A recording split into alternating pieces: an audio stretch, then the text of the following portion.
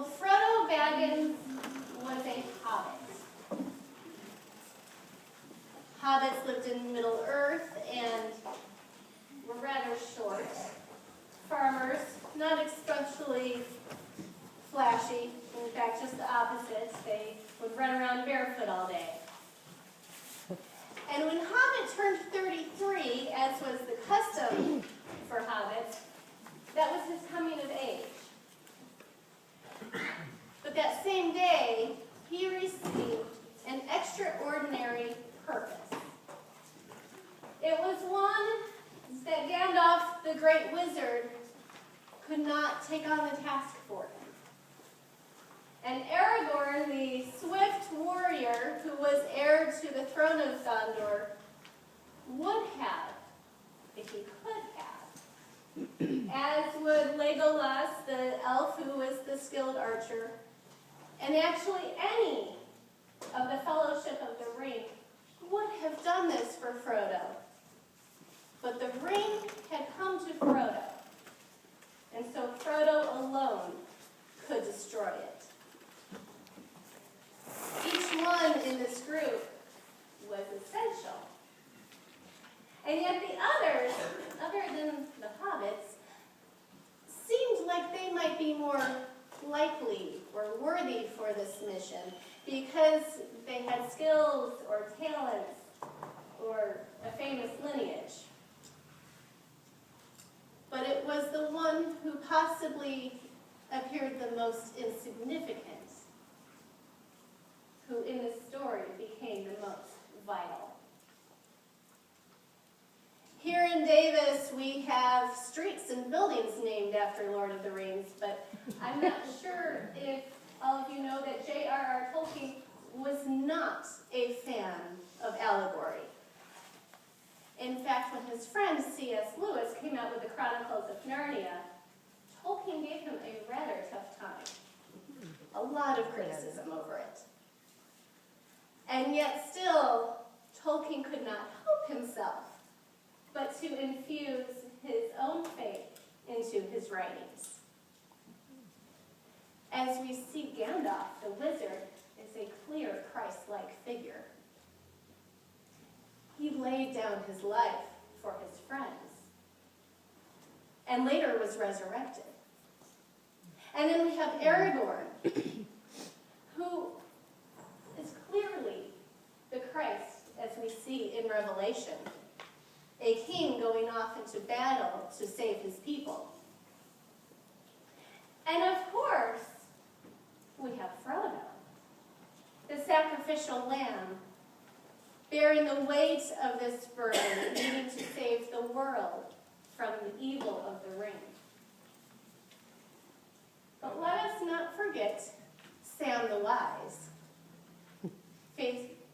Frodo's faithful friend, who stayed with him to the end, and who, even when rejected, did not leave. And when Frodo was not strong enough to walk, it was Sam who carried him. In fact, if you look at any of the members of the Fellowship of the Ring and examine them closely, you can find Christ.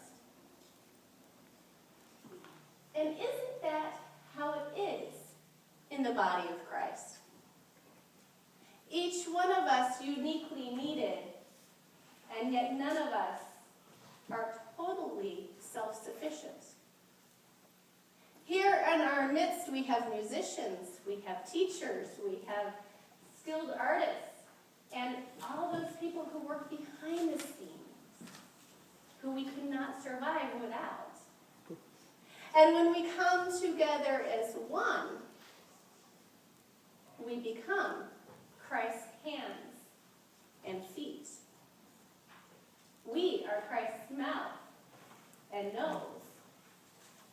As Mother Teresa of Avila once wrote, Christ has no body but yours, no hands or feet on this earth but yours. So it is through us that Christ feeds the hungry. It is through us that Christ stands up for injustice and gives encouragement and gives comfort. When we make quilts that get sent off to Lutheran World Relief, we make such a difference to so many people. When we write letters and send them off to Congress, when we serve at the winter shelter, when we gather, as the group was here earlier, and engage and discuss and teach about the ethics of food and hunger in our world and locally. Well, we are the ones who bring Christ's grace to the world. When Jesus, the Christ, returned to his hometown, well, they didn't know what to expect. And here was a carpenter, no one of high significance. They didn't expect him to make any big difference with making tables and chairs. It wasn't like Jesus was a priest or a politician. What could he bring? Jesus had spent most of his 30 years under the radar. But now, Jesus was baptized. And the Spirit of the Lord was with him. And when he read those words from Isaiah, he was telling those who he had known his entire life that things were changing.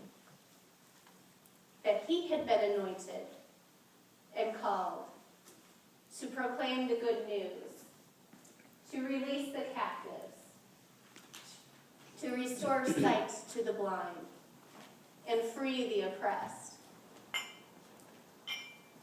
Jesus had work to do. Jesus had an extraordinary purpose.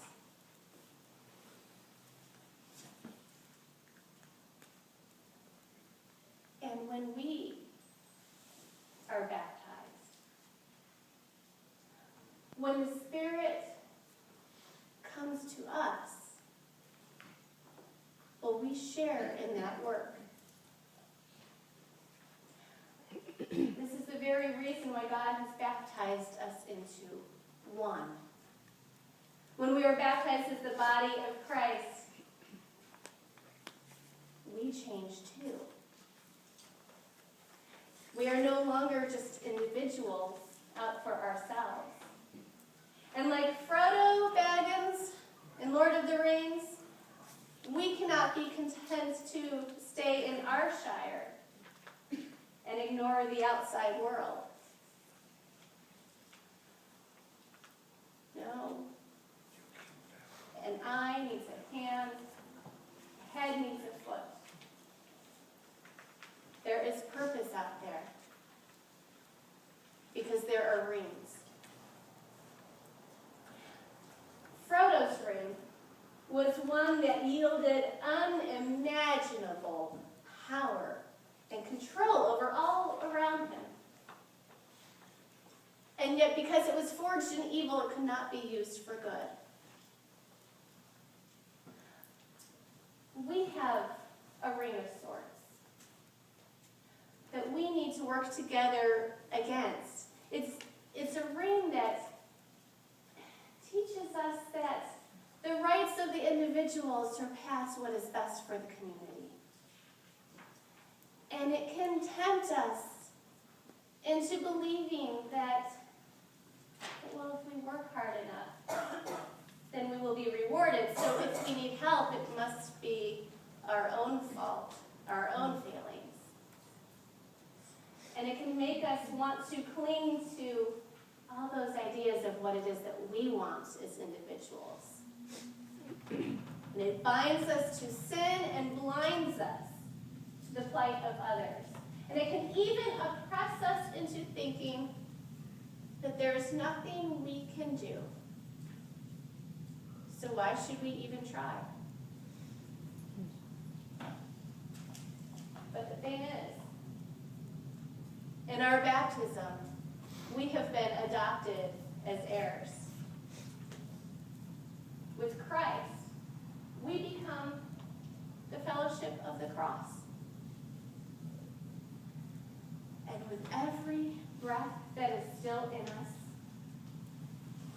the Spirit compels us with whatever gifts or opportunities we have been given and calls us to live out the good news and to proclaim release and recovery and freedom.